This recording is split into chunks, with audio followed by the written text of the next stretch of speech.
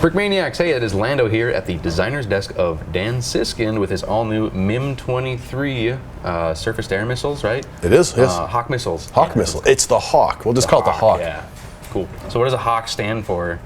Apparently it's homing all the way killer missile. So I would just call it the HAWK, but it's a great acronym. Right.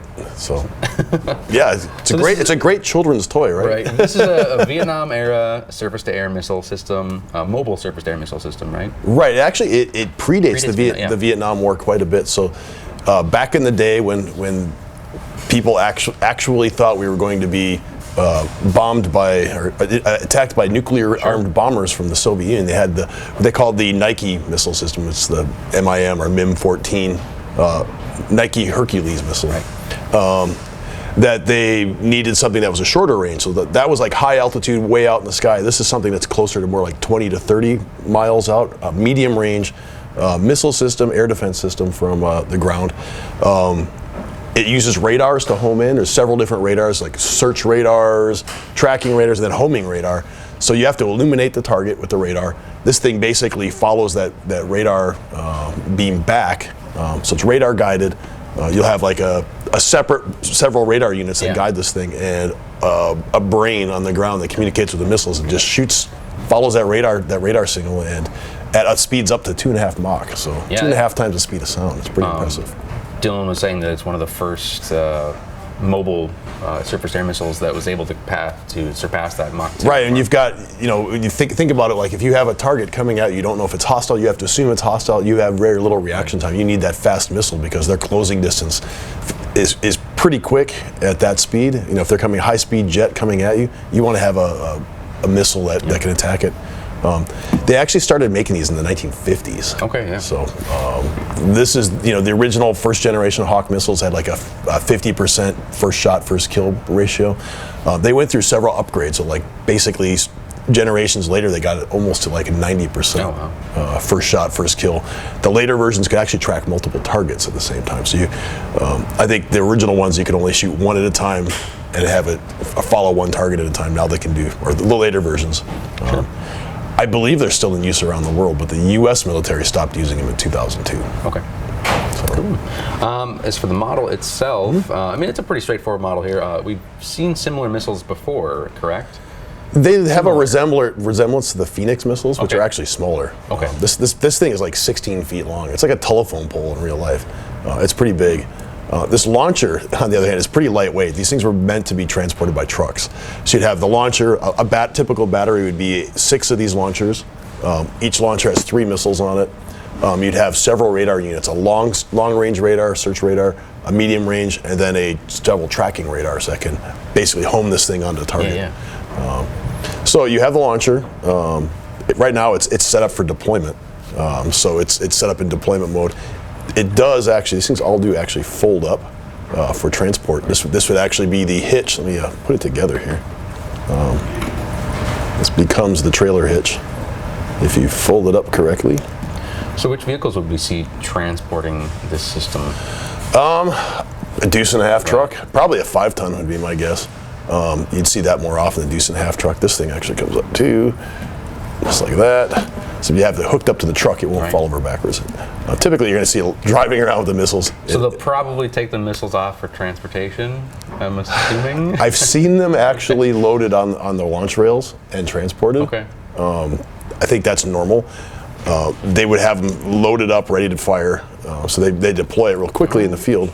I don't know if I'd want to be that driver of that system. Well, I don't think it's going to detonate on you while you're driving.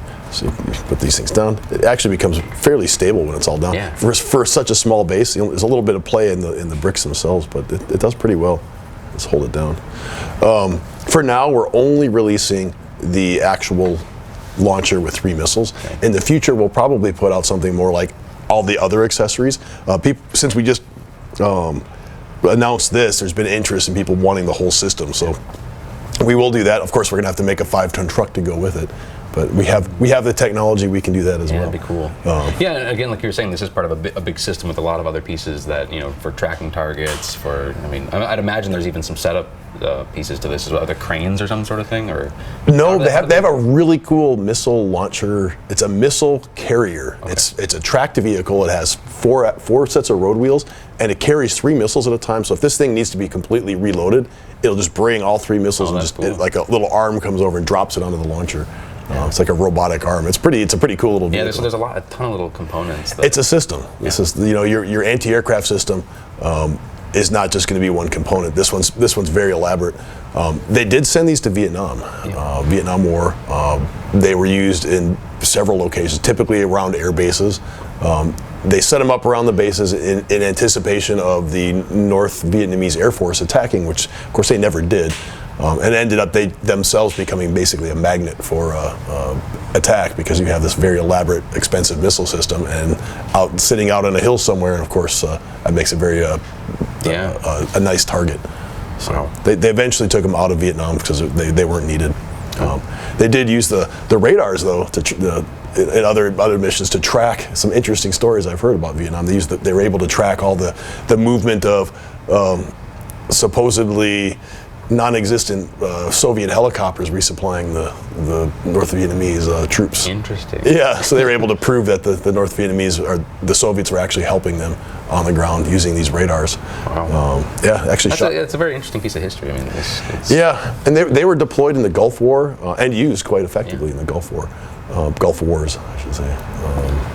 So you're saying we used this up until 2002, you were saying? The Marine Corps had them until 2002. Okay. They phased them out in favor of Stinger missiles and more short-range solutions. You have things like the Patriot, that super modern missile that for long-range interception. But for the short-range, the Stinger missiles have become the norm. It's a handheld missile. It does a lot of what this does, but on a smaller scale. Cool. It's a nice. It's a little bit of a different kit compared to I think what we've done in the past. So it's just cool to see this. We've never done an anti-aircraft system. The last one we did was of course the Avenger, that Avenger missile system. Otherwise we've done very little stuff like this. This is actually coming out. Put some context in here. The reason this is coming out this week is because we were releasing the MiG-21. So we needed to complement the MiG-21. It's an interesting way of complimenting somebody. Complimenting, it's a threat. The more serious you take the threat, the bigger the missile you Yeah, so that's cool. I mean, it's a good piece to your I guess Vietnam era collection.